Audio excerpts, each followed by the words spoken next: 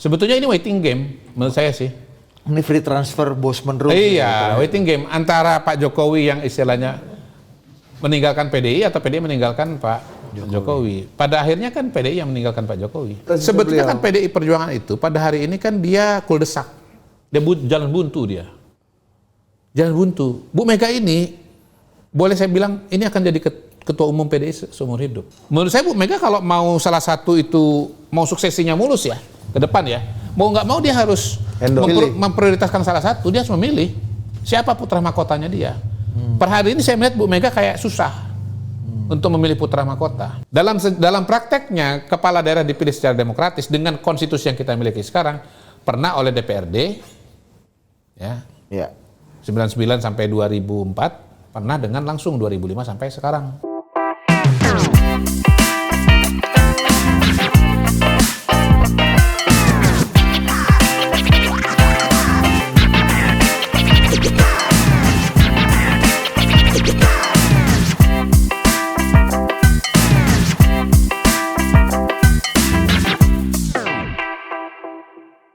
Waktunya sudah masuk kan? Iya, gimana Mas Riki? Yang mana? Pak Jokowi? Iya. Kalau Pak Jokowi itu biasa apa gimana? Kalau kata Pak Laks tadi, Pak Laks, ya. gimana? Kalau orang yang punya prestasi di partai harusnya kan dirawat. Iya. Ya itu kan perbedaan pemikiran, perbedaan agenda. Kayaknya udah pernah kita bahas juga di sini. Kan resepsinya kan baru kemarin. Kemarin kan kira-kiro. Iya. Akhirnya ini udah vonis kemarin pembacaan putusan ini. Iya kan pimpinan di PDI Perjuangan merasa bahwa yang terbaik itu adalah misalnya nih ya kalau diruntuk ke belakang kan Mas Ganjar. Sementara ada kader yang Jokowi merasa bahwa yang terbaik yang mau melanjutkan program-program yang sudah ada adalah Prabowo. Ya. Terjadi kesenjangan di sana. Nah, perbedaan-perbedaan ini yang menyebabkan ada jarak antara PDI Perjuangan dengan Pak Jokowi. Nah, jarak itu sampai di satu titik di mana pada hari ini, kalau kita bicara pilkada misalnya ya, puncaknya itu meledak sudah itu. Kalau kemarin kan Ganjar kalah kan, hari ini ditambahin Andika kalah. Walaupun Pak Pramono menang. Kalah juga di Jawa Timur, kalah juga di mana? Di Banten, kalah juga di Jawa Barat, Sulawesi Utara. NTT kalah. Di mana? Di Bali menang tapi. Di Sumatera Utara gitu. Yang menang di Bali gitu. Ya sampai satu titik di mana kita memang udah nggak bisa sama-sama lagi dengan Pak Jokowi. Nggak ada lagi yang diharapkan dari Pak Jokowi. Ya sudah, lepasin aja. Ini sama kayak pertanyaan saya tadi Mas Romi dan Pak Laks. Ini kabar sukacita apa kabar duka cita untuk Pak Jokowi? Sebenarnya? Untuk Pak Jokowi, menurut saya kabar sukacita. Gimana tuh? Ya karena dia udah punya ruang gerak yang sangat luas pada hari ini. Sekarang udah nggak punya ikatan formal lagi. Sebetulnya ini waiting game menurut saya sih. Ini free transfer bos menerus. Iya, waiting game antara Pak Jokowi yang istilahnya meninggalkan PDI atau PDI meninggalkan Pak Jokowi. Pada akhirnya kan PDI yang meninggalkan Pak Jokowi. PDI yang meninggalkan Pak Jokowi. Dan pada hari ini Pak Jokowi ya partai perorangan. Partai perorangan. Bebas transfer beliau. Mau kemana di mana. Pada hari ini PDI Perjuangan udah nggak bisa lagi marah-marah sama Pak Jokowi sebetulnya ya. Udah nggak punya hak lagi marah-marah pada Pak Jokowi. Karena Pak Jokowi udah bukan kadernya lagi. Mau marah apa lagi? Besok-besok kalau PDI Perjuangan mau marah sama Pak Jokowi, kita bilang apa urusan lu sama Pak Jokowi? Oh kalau kemarin-kemarin masih ada urusan? Masih ada urusan, masih bisa bilang. Dia kan kader kita, dia kan punya KTA. Padahal ini kan begitu dia dipecat, ya sudah per hari ini dari dipecat nggak boleh lagi ngomong-ngomong mengenai Pak Jokowi. Udah bukan kader lagi. Misu-misu juga nggak boleh? Boleh aja, cuman orang bilang apa urusan lu kan gitu kan? Udah kalian udah pecat kok masih diribut. Dan udah bukan presiden lagi kan? Udah bukan presiden. Enggak, tapi yang terpenting kan soal itu tadi udah bukan kader lagi. Iya, kalau masih presiden kan masih bisa misu-misu. Lo iyalah. BPKB udah ganti nama nih ya. Iya. Kritikus. Iya. Makanya kan Pak Jokowi mengatakan biar waktu yang membuktikan. Nanti dinamika ke depan apa yang terjadi dengan PDI Perjuangan. Misalnya nih 2029 suaranya naik apa turun kan gitu kan. Salah satu contohnya. Nah, tapi sebenarnya begini juga, ada satu analisa lagi ya. Ini kan mau kongres. Iya. Mungkin sebetulnya itu cara PDI Perjuangan atau cara Bu Mega untuk Mencegah, memitigasi. Iya, kenapa saya katakan begitu? Karena kalimat yang dibacakan itu kan tidak punya ruang atau tempat lagi untuk menduduki jabatan. Kalau nggak salah begitu ya, kurang lebih ya kalimatnya. Saya lupa lah. Gitu. Aku juga lupa. Ya, persisnya kira-kira begitu. Itu kan sama dengan mengatakan lu nggak bisa balik karena lu udah bukan kader lagi. Nah, bayangkan nih kalau masih pegang KTA nih, kongres gitu. Tiba-tiba ada aspirasi dari bawah, kami mau Jokowi ketua umum.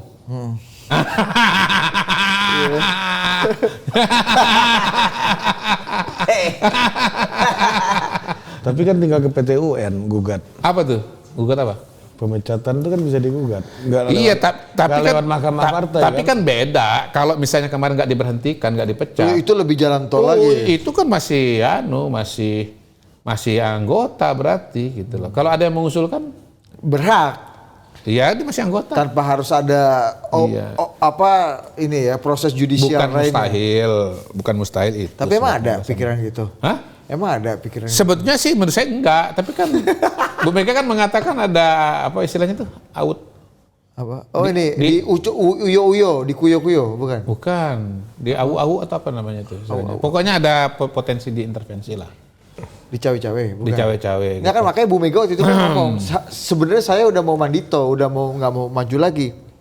Cuma partai kita mau dikuyo-kuyo, mau di cawe-cawe, mau diambil alih, makanya saya turun. Enggak, kan begini, persoalan kita kan harus ini informasinya. Kita kan harus objektif atau jernih lah melihat situasi di PDI Perjuangan itu seperti apa.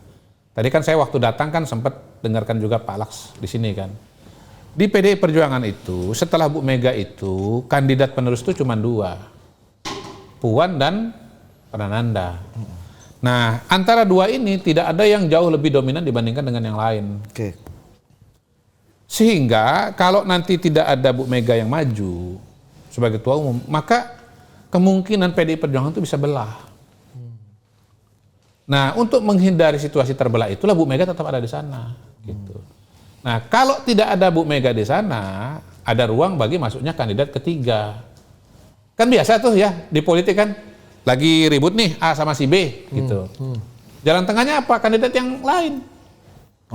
Misalnya nih, siapa nih? Kadin lagi ribut antara siapa? Arsad dengan Anin. Bukan mustahil ya. Nanti muncul nama ketiga sebagai jalan tengah. Sergio ini emang top. Jangan-jangan ini skenario sebenarnya skenarionya. Dongkrak langit, cawapres jelek, dongkrak langit, ya kan? Sama ada yang ketiga, dongkrak antik katanya. Itu Pilpres kemarin. Iya. Untuk Gibran dan dulu Rano Karno. Jadi gini, sebetulnya kan PDI Perjuangan itu pada hari ini kan dia kuldesak. Dia jalan buntu dia. Jalan buntu. Bu Mega ini, boleh saya bilang, ini akan jadi ketua umum PDI seumur hidup. Karena dinamika yang ada antara, interrelasi yang ada antara Puan dengan Nanan, ini nggak ketemu solusinya.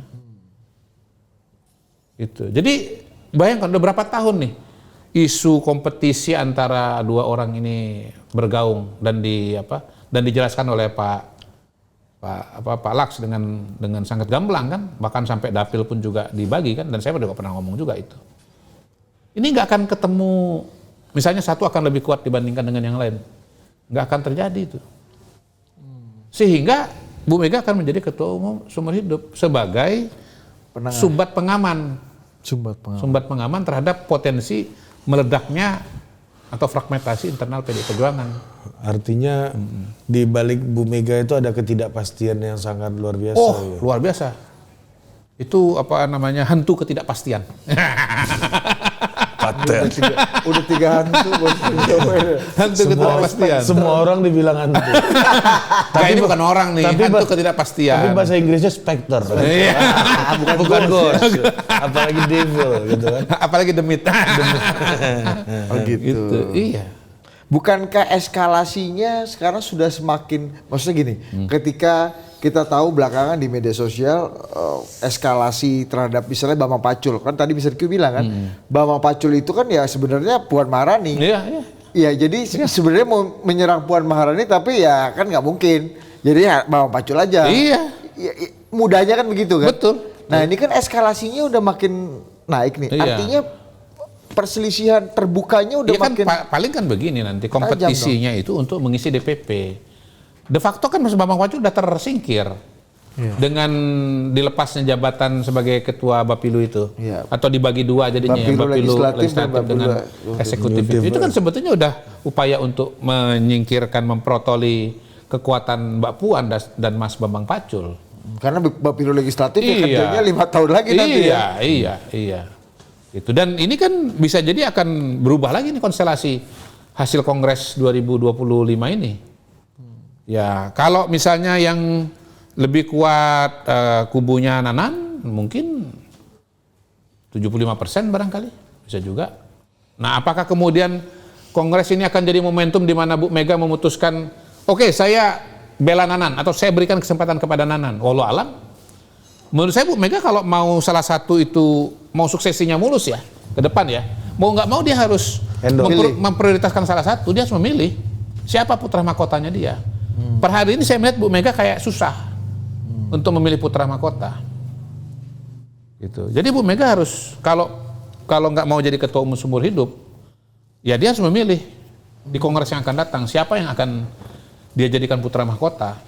Jadi kalau anggap aja begini nanti. Belum ada Prince 2025 of Wales-nya belum. Prince Prince or Princess Tuku Umar. Belum ada. Ibaratnya begini, nanti kita lihat Kongres 2025. Apakah 100% orang Puan atau 100% orang Nanan gitu ya? Atau 50-50 kayak sekarang. Iya. Nah, kalau misalnya 50-50, ini Bu Mega akan seterusnya. Dan situasi stalemate atau situasi remis ini akan tetap berlangsung seperti yang sudah-sudah. Ya orang juga bisa mengatakan, itu kan sebetulnya indikasi bahwa Bu Mega tetap mau berkuasa di PDI Perjuangan, bisa juga. Tergantung dari kacamata mana kan, gitu kan. Gitu.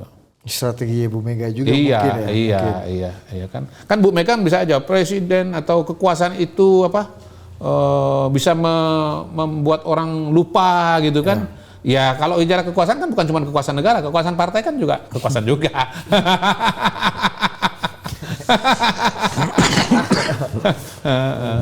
Itu selama itu jabatan publik, organisasi publik ya bisa dikatakan seperti itu. Kecuali kalau kita bicara organisasi privat kan gitu. Orang bisa mengatakan Anda ingin berkuasa seumur hidup di perusahaan Anda. Ya tapi kan Anda nggak, itu kan wilayah private. Iya. Monggo aja. Anda nggak bisa memaksakan norma-norma publik di situ gitu. Tapi kalau misalnya mengatakan Anda ini nafsu berkuasa, membabi buta kan di negara, menurut saya yang ngomong begitu harus bisa ngomong begitu juga di partai. Iya kan? Loh, negara dengan partai kan sama-sama organisasi publik. Kalau nih ada ya tokoh partai misalnya sekjen gitu, ini presiden membabi buta ingin memperpanjang kekuasaan, bisa nggak dia ngomong hal yang sama di partainya? Gimana contohnya? Contohnya, kalimatnya tadi udah. Coba. Misalnya sekjen gitu ya. Sekjen di PDI misalnya. Ya sekjennya udah kalimatnya saya sudah ulangin. Sekjen di mana? Ya, bisa dipakai di semua. Oh, di semua partai. Bisa dipakai di semua partai. Sekjen Gerindra juga bisa, Bos. Kan Pak Prabowo udah dari awal. Kan Pak Prabowo baru ya. Tadi kan ketua umumnya ganti-ganti ya. Ketua umumnya kan sebelum Pak Prabowo kan almarhum Profesor bisa. Suadi, tapi Pak Prabowo kan tahun berapa? 2009 ya. Enggak, dan sebelum kan sekjen dan Pak Prabowo kan baru jadi ketua umum nggak begitu lama setelah sepeninggal Profesor Suadi ya dia. Tapi sekjennya Gerindra kan nggak pernah ngomong gitu di buka. Nggak pernah. Poinnya itu. Nggak pernah. Iya maksudnya. Poinnya itu. Nggak pernah ngomong begitu tentang negara, tentang presiden nggak pernah ngomong. Sekjen PKB ngomong gitu. Kalau Caimin mau hapuskan jabatan. Aku tuh gak cocok aku. Tak mau gugat tuh ke MK aturannya. Partai nggak harus ada sekjennya. Ini sambil guyon. Dia korban. Nggak salah juga karena beliau kan korban sekjen. Ancaman beliau itu kan selalu dari sekjennya. Makanya itu. Karena Partai nggak usah ada jabatan sekjen. Iya, sama 2, jangan ada yang majelis suroknya. Itu yang marah PBNU. Dewan Syuro. Dewan Syuroknya kan di minimalisir perannya oleh Caimin. Diparkir. Iya, apalagi partai politik itu kan bukan hanya milik publik, tapi nanti kalau jadi skenario Pak Prabowo mengembalikan pilkada ke DPRD, artinya peran partai politik ini yang luar biasa sentral karena nggak ada lagi pemilihan langsung gitu kan. Nah, Mr. Q lihat idenya itu gimana, Mr. Q? Apa asbabun nuzul? Kita harus. Apa yang apakah memang ini udah rancangan hasta citanya Pak Prabowo atau? Nggak, kalau yang kemarin itu saya melihat itu kan alam pikiran Pak Prabowo atau concern Pak Prabowo yang udah dari lama sekali. Kalau kita lihat buku-buku yang ditulis oleh Pak Prabowo dari tahun berapa? 2009, itu kalau kita lihat memang concern beliau itu kalau masalah ekonomi adalah bagaimana sebesar-besar sumber daya alam, ya, kekayaan negara untuk kemakmuran rakyat, itu satu. Yang kedua, bagaimana biaya politik itu terlalu besar. Jadi itu concern lama. Nah, soal bagaimana implementasinya, bagaimana caranya, ya to be discussed kan, gitu loh, to be discussed. Nah, salah satunya mungkin pada momentum sekarang ini adalah soal bagaimana kepala daerah itu dipilih oleh DPRD. Nah, kalau kita mau bicara mengenai pemilihan kepala daerah, semuanya harus kembali kepada konstitusi kita, Undang-Undang Dasar, ke sana dulu. Ya. Konstitusi kita itu kalau bicara presiden jelas-jelas mengatakan dipilih langsung. Ya, kalau mau ini mau diubah, maka harus amandemen. Kan sekarang ada wacana, ini ujungnya nanti mau menuju ke sana, pemilihan tidak langsung terhadap presiden. Menurut saya susah. Karena harus amandemen. Saya udah ngalamin berusaha mengubah konstitusi. Susah. 3 periode. Ya kan? Makanya gua mau ngomong itu ke lu tadi tapi gak enak motong. Lu tanya ke Mr. Q soal pilkada langsung atau enggak. Dia aja dukung 3 periode. Lebih radikal lagi, Bos, ya kan?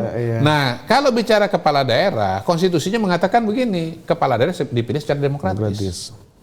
Dalam prakteknya, kepala daerah dipilih secara demokratis dengan konstitusi yang kita miliki sekarang, pernah oleh DPRD, ya, 99 sampai 2004, pernah dengan langsung 2005 sampai sekarang.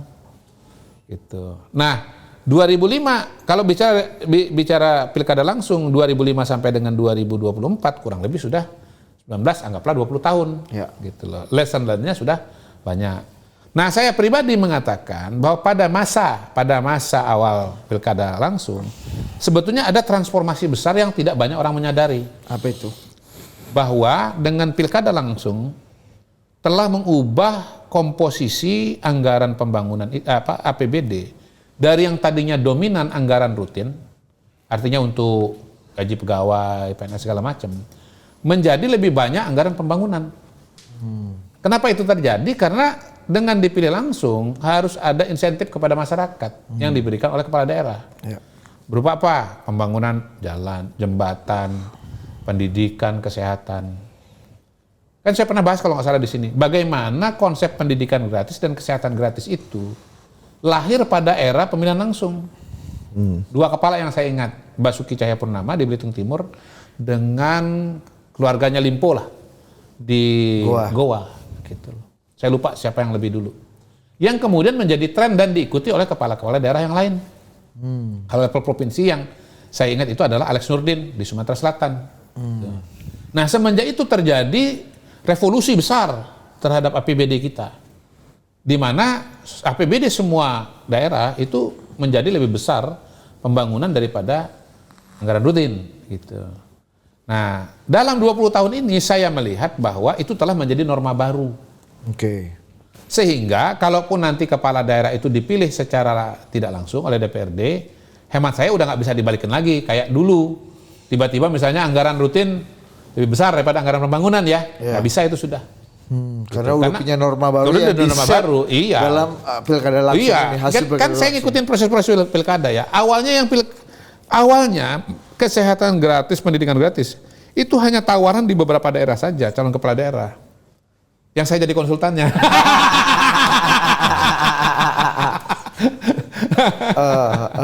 sebagai diferensiasi dengan kandidat yang lain.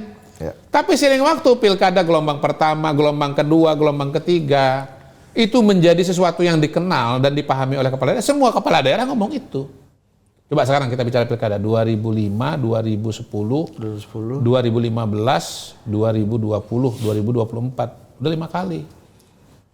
Itu telah menjadi suatu pola gitu loh. Dan nggak bisa ditarik lagi. Coba sekarang tarik tuh pendidikan gratis, tarik tuh kesehatan gratis dari kepala daerah,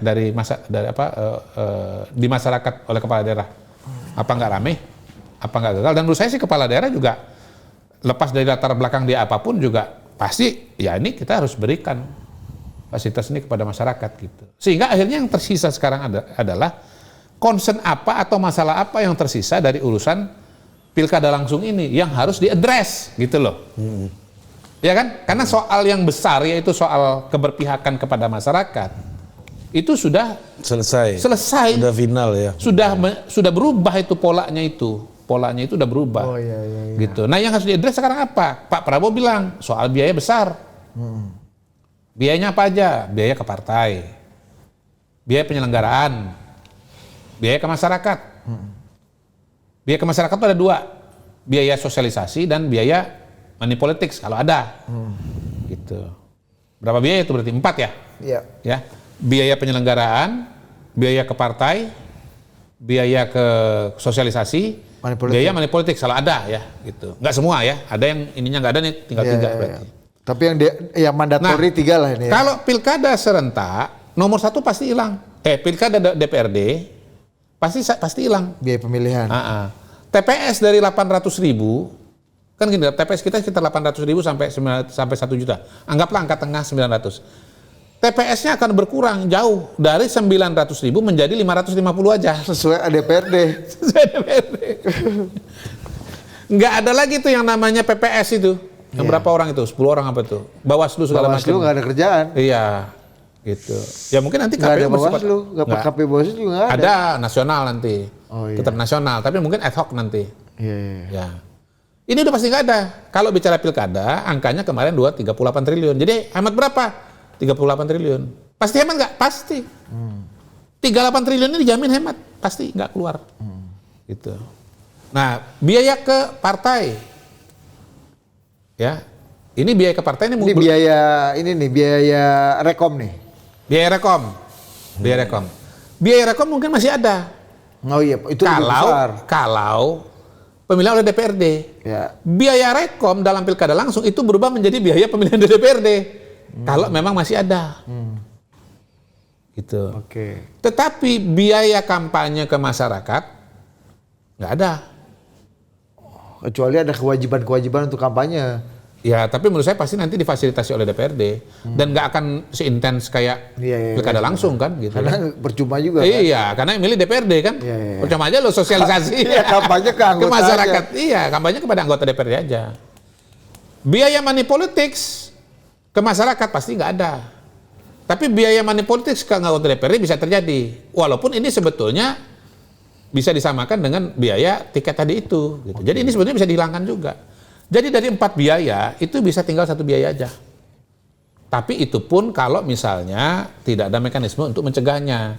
Makanya saya bilang nanti penyelenggara pilkada pemilihan tidak langsung atau DPRD itu KPK aja, nggak usah KPU. Biar nggak ada suap, biar nggak ada. Iya dong. Jadi penyelenggara pemilihan tidak langsung itu namanya bukan KPU, KPK. Rekomendasi Mr. Q. Hilang nanti itu kan. Iya benar juga ya. Karena kan ini pasti ada suap penyuap, ada diasumsikan transaksi bawah meja, nggak ketakutan kita. Iya, kan? iya. Ya ini berseloroh ya. Makanya itu KPK. KPK gitu loh. DPRD-nya hilang setengah. Iya, tapi kan saya bisa menguraikan kan dari. Kan ada nggak yang sejauh ini menguraikan sedetail itu? Enggak ada, Mr. Q. The one and only. Nggak ada. Mr. Q. Nggak ada. Ini masuk tupoksi KSP nggak nih jelasin? Kayak gini, kita kan demokrasi. Setiap orang boleh berpendapat, menganalisa, melontarkan ide, gagasan. Apalagi kalau kita bicara soal pemilihan oleh DPRD atau pemilihan kepala daerah. Apalagi model baru. Ini kan masih dikaji. Betul. Ini kalau kata misalnya Nurut no worry, we build the road. Iya, dan jangan khawatir juga, ini pilkadanya masih 5 tahun lagi kok, yang sekarang aja belum dilantik. Maksudnya yang sekarang aja belum dilantik kok. kadang-kadang fanatisme berlebihan juga masalah juga. Masa membuka wacana nggak boleh kan? Ya, nah memang begini juga, kalau kita bicara pilkada tidak langsung, salah satu variabel yang bisa diredam adalah soal fanatisme masyarakat itu. Pembelahan-pembelahan di masyarakat yang tercipta karena pengelompokan-pengelompokan, isu-isu hoaks gitu ya, itu relatif tidak akan muncul karena prosesnya bukan di masyarakat langsung tapi di DPRD. Tapi kalau misalnya itu salah satu, ya di luar soal uang ya, salah satu masalah yang juga muncul di pilkada, fanatisme, kemudian penggunaan sentimen identitas itu bisa diredam. Walaupun pemilihan DPRD tidak menafikan sama sekali ya bahwa itu akan hilang. Bisa aja nanti ada kandidat yang datang dari kelompok tertentu akan didukung oleh masanya gitu ya. Saya bayangkan misalnya di Indonesia Timur mungkin ada kandidat dari suku A, kandidat suku B, kandidat suku C, bukan berarti hilang. Ya. Tetapi mungkin lebih terkelola lah dibandingkan dengan kalau pilkada serentak. Murah sudah pasti atau belum tentu? Pasti. Ya 4 komponen tadi Pasti kan. 4 komponen tadi. Ya ini di breakdown sih komponen. Iya dong. Enggak, tapi bagi kandidat juga belum tentu lebih murah juga. Iya kan? Makanya saya bilang tadi penyelenggaranya dengan KPU, Bisa jadi KPK. Bisa jadi dari berapa? 4 komponen. Nggak mungkin setelah Berapa komponen tadi? 4. Jadi berapa? 1. Jadi 1 komponen doang. Ya. Cuma yang penyelenggaraan nggak ada. Rekom mungkin ada. Ya. Money politik mungkin ada. Money politik mungkin ada. Ya. Satu lagi apa? Sosialisasi. Sosialisasi nggak pernah ada. Ada maksudnya entertain nih. Iya, dari 4 jadi 1 kan. Nah, yang 3 ini masuk ke sini juga bisa. Nah, itu. Dijadiin 1 semua kan. Masuk ke rekom kan. Itulah konsekuensi dari diskusi kita ini. Setelah mereka semua dengar, oh ya gue jadiin masuk 1 aja. Dari 4 kan. Sampai biaya KPU pun dia minta kan. Tapi menurut gua yang cerdas banget udah Mr. Q, penyelenggaranya KPK. KPK aja. Bener ya. Jadi bisa Iya. OTT di situ kalau Lo iya. Karena KPK yang ngadain ya udah duit KPU kasih kita juga. Duit KPU. Jadi kalau ada yang khawatir, KPK. kan gini Ya, sekarang yang apa-apa. kontra, buat Pak gini sekarang yang kontra kepada Oh, gagasan Pak. pilkada oleh DPRD itu. Satu dia bilang, ini masih ada juga masalah nih. Masih ada bribery juga, serangan fajar, manipulasi masih ada ini. Udah kasih sama KPK aja. Ini kan gini Mr. Q, ini kan sama kayak pemilihan munas organisasi Iya. atau kongres partai. Iya. Tiban meniban antara Malah iya kan? lebih kecil lagi itu, lebih kecil lagi. Iya, maksudku kan kalau modelnya- kongres organisasi kan ribuan, ratusan suara. Ini paling lebih- berapa? iya, betul. DPRD paling gede berapa sih? 110, barangkali 120. Iya, Pak. Sebagian 25, 40, 50, Ini kayak Munas 75. Golkar 2009 ya, yang sudah Paloh versus Abu Rizal. Pemilihan Manageable. pemilihan ketua partai aja nggak langsung kan. Padahal dia yang ngusulin calon kepala daerah yang dipilih langsung. Nah, soal ini tidak demokratis. Menurut saya nggak bisa ngomong nggak demokratis juga. Iya. Kenapa? Kita kan kita pertama begini, diberikan kesempatan kepada Mr. Q kalau 3 tahun lalu nggak mungkin ngomong kayak gini nih. anggota-anggota Sebagai anggota partai. Persepi. Sebagai anggota Persepi nggak mungkin nih ngomong ini 4 tahun lalu, 3 tahun lalu. Enggak dong. Saya kan gini. Ini kan analisa situasi dan kondisi pada hari ini. Iya. Jangan dibawa ke belakang. Kemarin analisanya beda lagi. Gini bos, gini bos. Tawa polarisasi Gini. kan. Dibilang nggak demokratis, nggak bisa. Karena ada pemilihan di situ. Itu satu ya. Ada kompetisi kok. Iya, ada kompetisi di situ. Yang kedua, yang dipilih lewat pemilu. Nggak bisa mengatakan ini tidak demokratis. Cuman perdebatannya adalah apakah ini ya lebih demokratis atau sama demokratis dengan dipilih langsung, gitu aja. Tapi kalau kita balik kepada konstitusi kan dikatakan demokratis, bukan mana yang lebih demokratis. Nggak ada tuh kalimatnya pemilihan kepala daerah dilakukan dengan cara yang lebih demokratis. Nggak ada Pak. Joni lagi-lagi nih pasti Mbak Yuni marah ngeliat gue nih. Kenapa? Kamu jangan ikut-ikut ketawa gitu. Belum ketemu loh kita. Kapan ketemu ya? Iya, Pokoknya nanti janjian kita atur ya. ya. Iya. Tolong diatur loh. Kalau nggak ketemu saya nggak kesini lagi loh. Iya. Sebelum ketemu Tapi nggak bisa kesini. janji bisa nanti Mbak Yuni.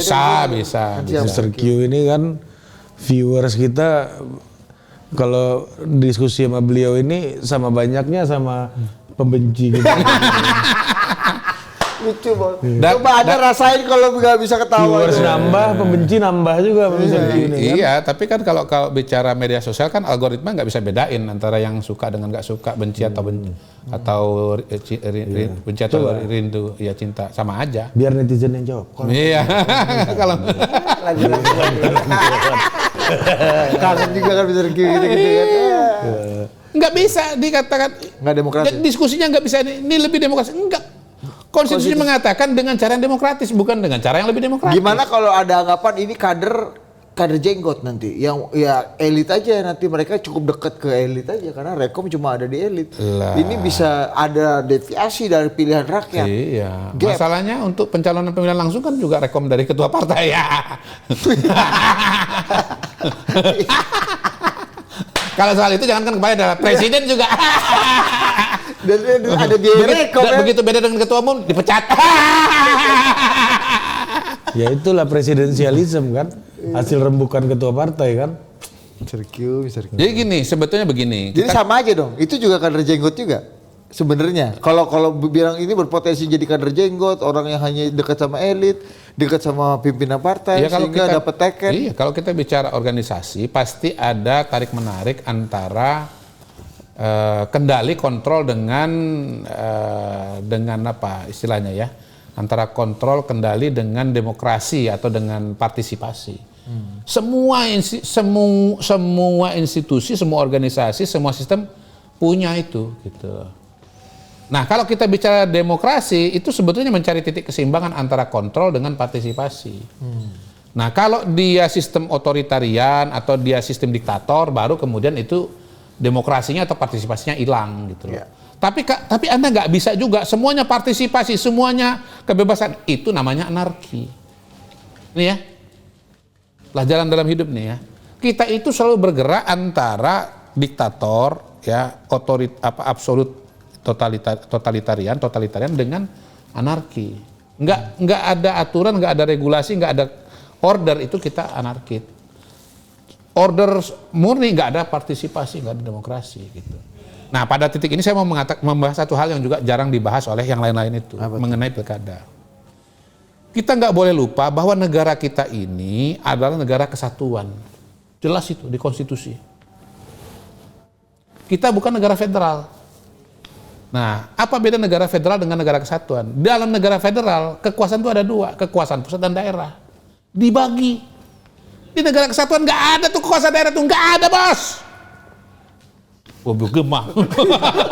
Bos. Nggak ada. Ya, seru kan, lili-pali kan? Nggak ada.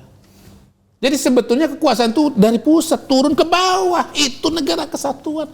Apa yang ditetapkan di atas turun ke bawah. Dekonsentrasi. Harus dilaksanakan. Gitu. Maksudnya? Ya harus dilaksanakan, nggak ada cerita daerah itu kemudian gua nggak mau apa yang diperintahkan dari pusat.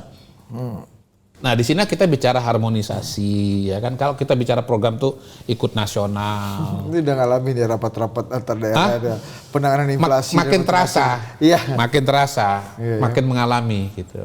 Nah, contoh negara Amerika versus Indonesia, kita sama-sama sistem presidensial, tapi yang satu itu adalah negara federal.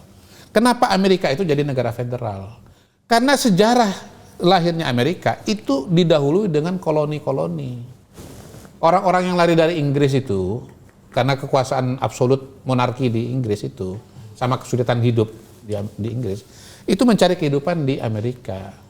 Berdirilah koloni-koloni itu. Koloni-koloni itu akhirnya mereka merasa perlu bersatu dalam sebuah negara. Tapi karena mereka sudah terlanjur hidup duluan, mereka ingin tetap punya otonomi.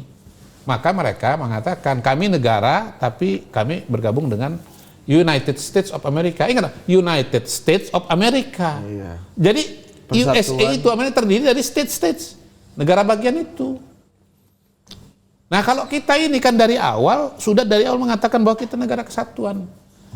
Kenapa kita negara kesatuan? Karena kita macam suku agama, justru kita takut kalau bukan negara kesatuan kita akan pecah belah. Dan kita udah ngalamin juga bahwa ketika berhadapan dengan Belanda, pernah dikonstruksi kita menjadi negara serikat.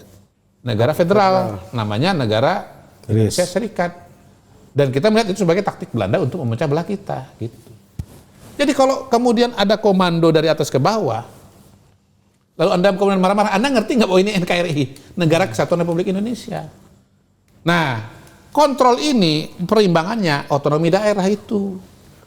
Kenapa otonomi daerah diberikan? Karena kesadaran Indonesia ini sangat besar, situasinya sangat beragam. Maka harus ada otonomi supaya mengelola suatu daerah itu sesuai dengan situasi dan kondisi yang ada di daerah tersebut. Gitu. Jadi pusat ini, maaf istilahnya, berbaik hati memberikan wewenang kepada daerah. Gitu. Jadi antara atas ke bawah itu sebetulnya harus linear. Adanya ruang itu lebih kepada karena perbedaan situasi dan kondisi, bukan karena mau melawan pusat. Bukan. Jelas? Jelas. Cetok? Cetak. Nah, clear? Clear? Iya. Udah semua ditanya tadi. Udah semuanya. Udah. Ini udah. Ya ini jelas kayaknya nggak akan diambil dalam waktu singkat lah ya. Iya pasti. Pertama pilkadanya sendiri masih 2029. Yang kedua sekarang ini ada rencana untuk membuat omnibus law bidang politik. Jadi berbagai macam undang-undang di bidang politik itu mau disinkronkan satu dengan yang lain. Misalnya? Gitu.